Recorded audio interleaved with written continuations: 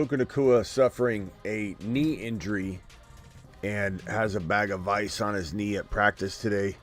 Jogged off the field a little bit though, which was some good news, but panic everywhere right now. Not just in redraft, but in Dynasty. So we're here to discuss Puka Nacua, but not just Puka Nacua. We're here to discuss the entire wide receiver room.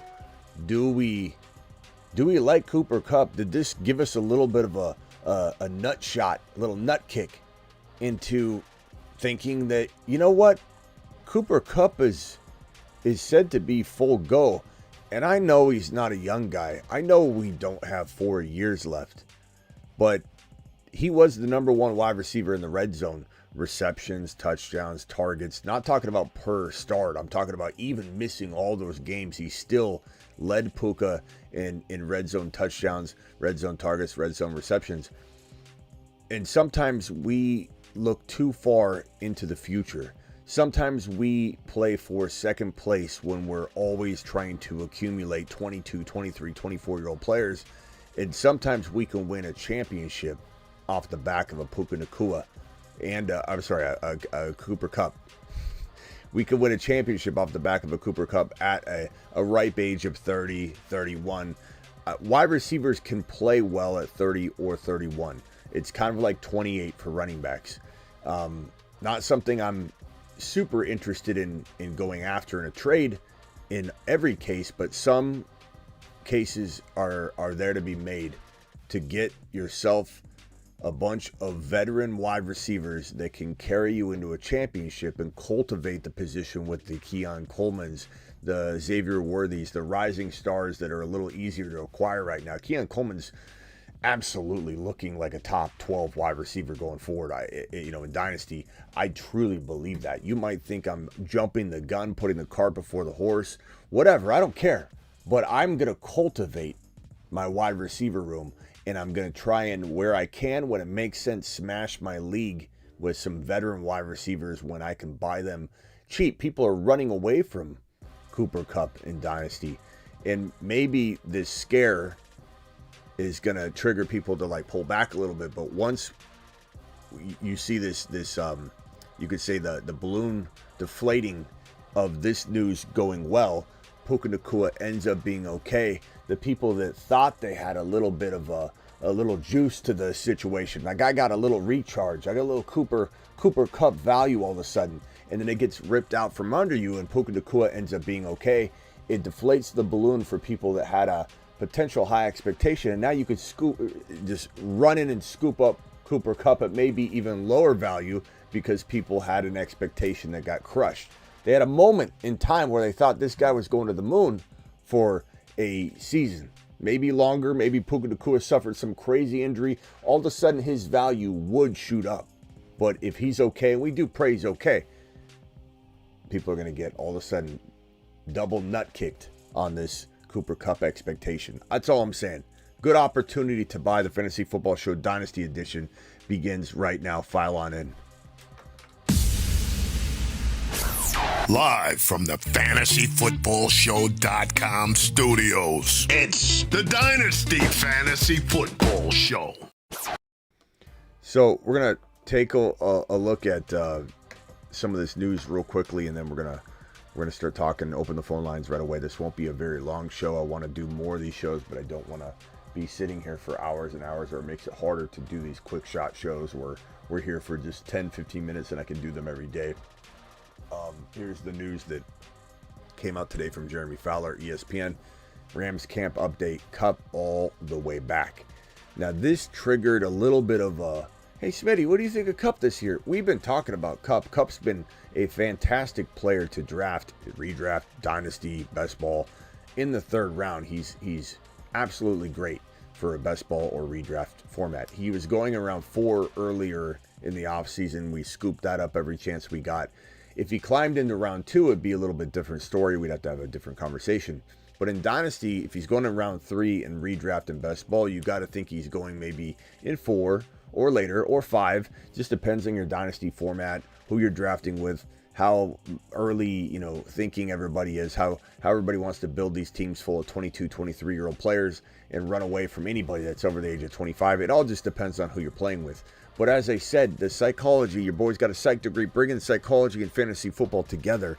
I'm telling you right now that if Puka ends up being okay, and it does appear, all signs are that he maybe escaped something big, but we'll know a little more tomorrow. They still could find something, but it appears that maybe he'll be fine. Again, with the knee injury, this is going to make a lot of people that thought they had something in Cooper Kupp feel deflated, and maybe you're able to scoop up a share or two of Cooper Kupp in one of your leagues. I still very much like Cooper Kupp this year. I really do. I think that it's worth a rental type of move. If you've got a team that can win a championship, I've got a team that has Achane. It's got Kyron Williams. I've got Kyron backed up with Corum. I've got Patrick Mahomes. I have McBride in this league. It's a dynasty league. And I have very little wide receiver help. I have Keon Coleman. I love that for the long term, and I actually love that for the now. I think I've got 2 or 3 very mediocre, I forget what wide receivers are on that bench. And I don't have a whole lot left. I'm willing to trade some future value to win a championship right now. I'm willing to do that because I think Cooper Kupp could provide me 1, maybe 2, but 1, maybe 1.5 years. And if I could get Cooper Kupp onto my roster to go with Keon Coleman, to go with McBride, to go with Achane and Kyron, to go with Mahomes, I'm not just playing for the future with this team. This team's ready to win now, and I can recognize that, and I'm willing to take some gambles with the older wide receivers. I love nothing more than a dynasty startup that goes running back heavy, quarterback, tight end, and then scoop up Cooper Kupp cheap. And I'm an anti like Diggs, Devontae Adams drafter. But will I grab these guys in dynasty if my team can win now and also has a youth movement going on with the RBs and quarterback? Yeah, I'm okay with it. Cooper Kupp has some interesting dynasty appeal, in my opinion. File on in, hit the like button on the way in the door, and then dial into the show. Let's have a little conversation about Puka Nacua. If let's say we want to kick around somebody, like what if he was hurt? What if he missed half a year with some sort of surgery? Maybe he tore a little bit of meniscus and they didn't really know. They look at it. Maybe he has a bigger bone bruise than we think. It sounds like it's probably a bone bruise of some sort, but you never know. The integrity of the knee with the bone bruise is pretty interesting and scary in some ways. A bone bruise is essentially when the knee does something along the lines like this, and you see the bone. Let me turn the model.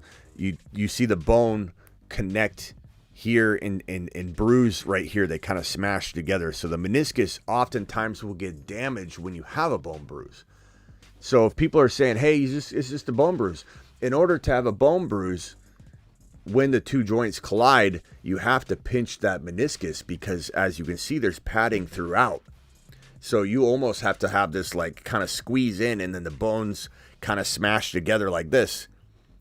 And then you have a bone bruise. See, look, I can kind of show you. See how the bone is connecting, the two bones are hitting right here? Boom, bone bruise, boom, bone bruise, right there. And as you can see, I'm smashing that meniscus as I'm doing that. The model's even looking like it's getting beat up from that. So there's still very much a potential that there's a meniscus tear with the bone bruise. There's also talk that there's something else going on. We don't have much information at all. Nothing is really out there. We're just reacting live as it comes in. But let's say he's fine. Let's say he's fine. Then nothing happens to his dynasty appeal. Let's say something traumatic happened that he's got to recover from, have surgery. Let's say he's out for a majority of the year or something like that. Then all of a sudden he's got more value, but then we got to talk about what you would do with Puka Nacua. We can also potentially have a discussion about what to do in the case of him being fine and potentially trying to acquire him, because maybe somebody's scared. A lot of people said, I knew Puka Nacua was somebody you shouldn't have gone after because he's just, and I've even said he plays too tough. He plays 100,000% goes 100 miles an hour. And if any wide receiver is going to maybe injure themselves, it's going to be Puka Nacua. Kyron Williams could very easily injure himself. Puka Nacua could very easily injure himself. These are guys that go 100,000 miles per hour. It doesn't mean it's a bad quality. It just means it's a little dangerous. There's a little risk. But if Puka ends up being okay, somebody might be scared off of Puka right now. I escaped it. I was kind of worried about him. Now he got hurt. I knew it. Oh, he's okay. Let me deal him. Let me just get rid of the headache. So there's all kinds of trade angles and ways to look at these things when they pop up. I think I find it more fascinating than anybody that when something happens like this and then it's okay or it's bad, how people just look at it like from one angle. I'm looking at it from, okay, he's actually okay. Could you trade for him because of this scare? Or he's not okay. Okay, should I trade for him because now his value's lower? Or should I run away from this and go toward the older, player that's not injured? And even though he's older, like now there's some more value there potentially. Does he have 2 years left? There's so many different angles to look at it from here. Also, keep in mind that one of the most valuable players that we need to talk about more, and we truly need to mention when you're drafting a share of Puka Nacua, when you're drafting a share of Cooper Kupp, Demarcus Robinson's a very, very crafty, almost handcuff, if you will. And he's even got some good standalone value in like best ball formats. But Demarcus Robinson was leaned on pretty heavily, even when both of these guys were in the lineup. I want to say, and I'm spitballing here with the number, but I want to say that even when Puka Nacua and Cooper Kupp were on the field with Demarcus Robinson, he was still getting, I believe, over 5 targets a game, which is really crazy when you think about it. So Travis is on the phone line. Travis, what's up? You're live. Hey, and on Demarcus Robinson, they've already said he's run away with the wide receiver 3 jobs. So yeah, he's I know such some a people were crafty looking guy. at Tutu and Whittington and stuff, but they basically said he's the guy. Yeah. And I'm looking at his game log here, starting in week 12. His targets went 5, 10, 3, 6, 10. And that's really where they started using him a lot. So. Yeah. I want to say even with, and you could average it out if you wanted to right there if you see it. But when Kupp and Puka were on the field at the same time, I want to say it was between 5 and 6 targets per game Demarcus Robinson got, which is remarkable. And honestly, in best ball, where Demarcus Robinson's going in the 17th round, sometimes 16, sometimes 18, just depends on the format, the type of contest you're doing. That is probably the most ideal wide receiver you could find. I'm starting to draft him in almost 100% of my best ball drafts because I'm just looking at those wide receivers and you're like, I don't know. Even you look at like McMillan. I love McMillan. I'm taking McMillan everywhere.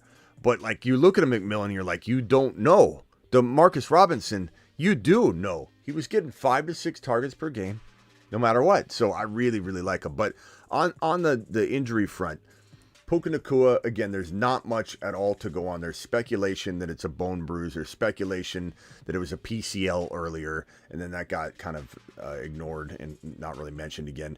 There's speculation that there's no serious damage, but we don't really know. McVay already said he doesn't know what's going on yet. They'll know more tomorrow.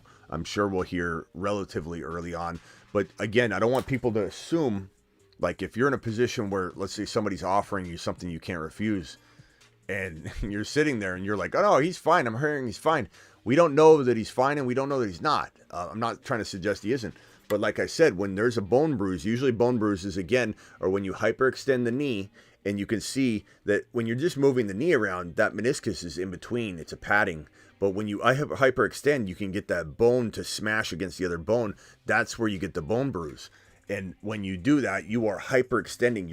Look at the patellar tendon on the model when you do that. Look at the strain I'm putting on the LCL. Look at the strain I'm putting on the MCL. Look at the potential damage you could be pinching off on the meniscus. There's so much that could go wrong on a hyperextension, even if you're like, well, I think I'm okay. You can tear your ACL and run. People don't know that a lot of people have torn their ACL cleanly still go down the field running. Landis Gary, I think, tore his ACL and finished the entire second half with a torn ACL. As long as you don't have damage around the outside, the MCL, the meniscus, which you usually do in football. When you tear your knee in football, you're almost 9 times out of 10 going right or left with the joint like that and ripping. You can see me pulling on the LCL right there. You can see me pulling on the MCL right here. You can see the meniscus pinching when I'm doing that. Whenever you tear your knee in football, helmet hitting, whatever, catching in the turf, you're usually tearing something else, and that's why you can't move. You're not mobile anymore. And when you tear just a clean ACL, like a soccer player sliding on the ground, another player lands on the knee when the knee's like on the ground, almost as if it's like a board, holding it like a cast in place. You're sliding on the ground. Soccer player lands on someone else's knee, tears the ACL. They can get up and they're running and they're like, something's wrong. And they start getting swelling, and the swelling makes your knee kind of immobile at some point. But that's, we don't know. The truth is we don't know. And I don't want people to make or not make decisions based on anything yet, because you just gotta assume he's okay. But we have no news that's horrible, so that's a good sign. But we don't know. So I guess I would just say that I think the opportunity here, if I had to guess, Puka's more likely going to be just out a little while. He'll be ready for week 1. That would be my initial assessment, because we're not hearing anything negative. And sometimes surface level, you'll know if something's bad. Like they may stumble upon something, lower chance of happening, but still possible. My guess is he'll be fine for week 1. The real opportunity here, in my opinion, with the Puka Nacua injury news, the scare heard around the world is probably what it'll be called, is buying the deflated, temporary, inflated expectation that someone had him in Kupp, and now it gets deflated. And they're like, I thought I was going to get a better version of Kupp, and now I'm not. Now people are pissed off, and they're ready to send him packing. It's not going to happen everywhere, but it's definitely something that happens, and I'd be very, very anxious to do that. And then again, the other thing is, somebody that's already been scared by Puka hears bad news, it turns good, but they're still scared, and they're ready to trade him. There's 2 trade opportunities here for both these guys, even if Puka's okay.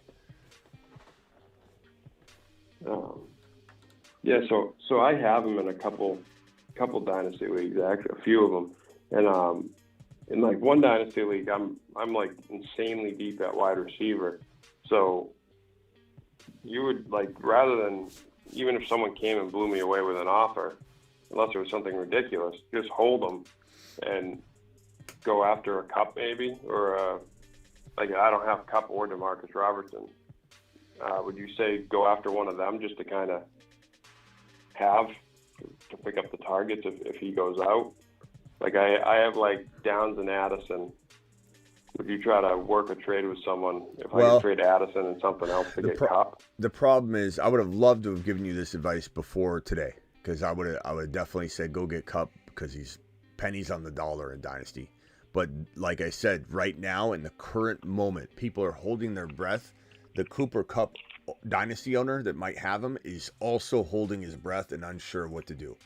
So I think you start poking around at Cooper Kupp right now, you're going to get somebody be like, no, bro, Cooper Kupp's might be getting. Yeah, the only thing you can do, and I don't even know that I would say call him up, text him, Snapchat him, whatever, and say, hey, now that Puka's okay, you want to trade Kupp? They might be like, no, man, I like, like whatever. I think the only thing you could do is say, hey, you want to make a trade, Steve? I'm interested in so-and-so. You're not talking about Kupp. And you just say, hey, what do you want for Jamar Chase? I don't want to trade Jamar Chase. And what do you want for whatever? I don't know. So what other wide receivers do you have that you would, that are potentially tradable? You're like, well, I mean, my other wide receivers are Addison, or you have Addison, but whatever, and Cooper Kupp. And you'd be like, Kupp almost got a little bit of value back, but Puka's fine. I don't know, but he's so old, bro. And then, so like now you don't even want him. Now it sounds like you don't even care. You're not going after him because of, you're almost piling on that the news could have been good for you, but now it's bad for you. Oh, you want to trade him? I don't know if I want him. And so that's the only way you could go after Cooper Kupp, I think. But yes, my answer would be yes. I would be very interested in getting Cooper Kupp if I'm you. But I'm not talking about like first rounder. I'm talking about like multiple seconds. If you can win cash money, I could give 2 shiats about 2 second rounders. You know, if we're talking about, you know, getting that kind of value, you know, for that maybe that ability to win a league or a lot of cash money or bragging rights, whatever's important to you. But I certainly would be interested in getting him. But yeah, it's an interesting topic for sure. And I really wish we would have gone live. I was going to. I've just been trying to juggle all the videos that I've had to do with all the news. But I really wanted to go live like 2 days ago on Cooper Kupp on the main channel and the Dynasty channel, just to talk about he's a pretty good value. Like, there's a lot to like here. And I think people should be attacking him in a Dynasty trade. So it kind of sucks that this broke or this happened right before I was able to do those videos. But I still think there's a lot of good conversation around getting these guys, especially if, like I said, you know, you have a situation where Puka's okay, which he probably is. And then if he is okay, then you have some sort of letdown effect that might make Cooper Kupp even cheaper than before, potentially. Mm-hmm. I saw in the chat, Jones was saying, if Puka's out, does this bring Tutu into relevancy? I think it would actually, well, obviously Robinson and Kupp get a big bump. And then I think the next guy is actually going to be Whittington, the rookie. I mean, maybe Tutu would get something, but it seems like they really like Jordan Whittington. And he's a big slot, and he can move around and do a lot of things. And I think he would probably fill that third receiver role. God forbid Puka was out for any time. Yeah. Well, we'll see what happens. Any final thoughts on this? I'm not going to stay on long today. You know, it's already been a 20-minute show, which is crazy because I just started talking. I'm trying to not keep these too long. I want the Dynasty shows to be a little shorter on average, but any other thoughts around this topic at all? I mean, Puka, like, so even if he's supposed to be okay, but let's say he's, I don't know, pushing week 1, like probably going to be fine for week 1, but may not do a whole bunch.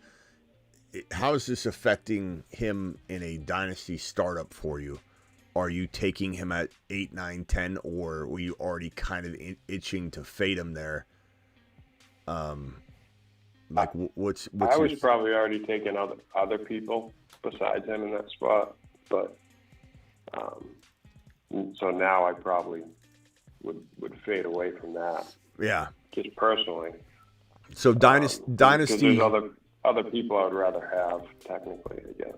So after St. Brown, let's call St. Brown like where we start contemplating this. Like, you have MHJ up above, okay. You have Chase, you have CeeDee Lamb. Those guys are all up above. CeeDee Lamb, St. Brown, and then you get to like Garrett Wilson. Yeah, Garrett Wilson. You want Garrett Wilson in Dynasty over Puka? I would. And I know a lot of people would disagree with me. And does the injury weigh into some of that? Even though it might be before. But even though it might be a nothing burger, is the injury scare weighing in at all about you wanting Garrett Wilson over him? Potentially, yeah. And like I think maybe even a better one would be like someone like an Olave. Like, what do you do there? I think I'd take Puka over Olave. I think I'd take Puka over Olave still. But then again, it's like, I still would. But then again, the Stafford thing worries me. Yeah, but then again, Stafford's like, what, 2 years? I mean, the Rams in the same situation that the Saints are trying to get out of, and then they pass each other and overlap. London, yeah. I'm MHJ above him for sure. MHJ might be my number 1 Dynasty wide receiver, so he's not in this conversation. JJ's way above. We're not talking about JJ. So we're talking about like AJ Brown, Puka Nacua, Garrett Wilson, London, Nico, Olave, Neighbors over Puka. I think so. In Dynasty, I would. In Dynasty, and redraft, hell no, but right. Anybody in the chat? If Neighbors gets a quarterback, I think he's very similar to Jamar Chase. Anybody in the chat? Game breaker. Like Puka Nacua over Neighbors, in Dynasty. Dynasty startup. Robert says, if Puka's missing significant time, would you take Tank Dell over him? I mean, in Dynasty, probably not, no. And this is the Dynasty channel, so I'm assuming that's what you mean. I think, Puka's still going to be above him, but I like Tank a lot. Tank's probably got 3rd or 4th round value. Puka being out like week 1 or 2 is not dropping him from top 12 overall value down to Tank Dell's area at all. I know people that have Puka or MHJ. MHJ all the way for me. London over Puka, says King. Anybody have Puka over Neighbors or Neighbors over Puka? Drop it in the chat and I'll put your comment on screen. I'd say Neighbors for me. In redraft, Neighbors is not even in my top 25 at all. Like, not even close. So Puka crushes him in redraft. But in Dynasty, I mean, I think I might have Neighbors over Puka. Puka is still, as much as people don't want to admit it, Puka still has a chance to bust. I'm not saying he will. No. I'm just saying he came out, did what he did. There's no way you can convince me, who's seen everything over 20 plus years of doing this, that what happened to Mike Thomas can't happen to Puka Nacua, who is very, very wild in terms of his rise. Like, it was a total surprise to a major degree. I mean, a lot of people liked him. We even liked him in best ball. I'm not saying he was totally obscure, but no one can tell me that the decline and fall off of Mike Thomas can't be in this situation. So another thing too with that situation is I see a lot of people just every night, even if Puka gets brought up, saying it was clear Stafford chose Puka over Kupp. He likes Puka better now, and I don't agree with that because Kupp was hurt or banged up all year. He missed games to start the season. So if Kupp is healthy 100%, and especially now if Puka's banged up, Kupp could easily take that back. But be that preferred guy. But keep in mind, Kupp doesn't even need to take it back. Kupp was in the red zone. He had 19 targets in the red zone. I'm not talking about I'm not trying to break this down from per game played thing. I'm saying given all the missed games for Kupp, Kupp had 19 red zone targets. Puka had 16. Kupp had 12 receptions in the red zone. Puka had 9. And Kupp had 4 red zone touchdowns. Puka had 3. So it's not even accurate. I mean, Puka was not the choice of Stafford. Kupp was. Kupp was the number 1 when he was on the field. But it doesn't mean that Puka can't overtake him because he's older now and everything. But being injured, it's kicking up the concern that like this guy plays harder than any wide receiver. So we can talk about, hey, he had the most receptions as a rookie, receiving yards, like he was an absolute baller. I get all that, breaking records, looking amazing, but he still does play very, very aggressive. And the likelihood of injury for him is, in my opinion, a lot higher than the average top 10 wide receiver. I think if I had to like throw arbitrary, this is total guesswork numbers, I'd say it's not, maybe not double, but it's like at least 20, 30, 40% more likely that he's going to put his body in vulnerable positions more than the average top 10 wide receiver. And if you don't believe that, then you aren't watching him play. It doesn't mean we don't relish in the way that he plays the football or say how amazing he is or give him his props. I'm not trying to tear Puka down at all. I'm merely telling you his amazing play, his drive, his grit is potentially putting him at risk. There's no doubt about it. He'll go get a football that a lot of people won't even attempt to go get. He'll land on his arms trying to catch a ball that a lot of people wouldn't try and catch. That's just the nature of it. You can rattle off all these different things you want, but at the end of the day, that is what it is. It's the fact. It's facts and plain and simple. But I still love him. I just think that I don't know that I don't think he's in my top 12 dynasty. I think it's weird because in redraft he's around 10, 11, 12.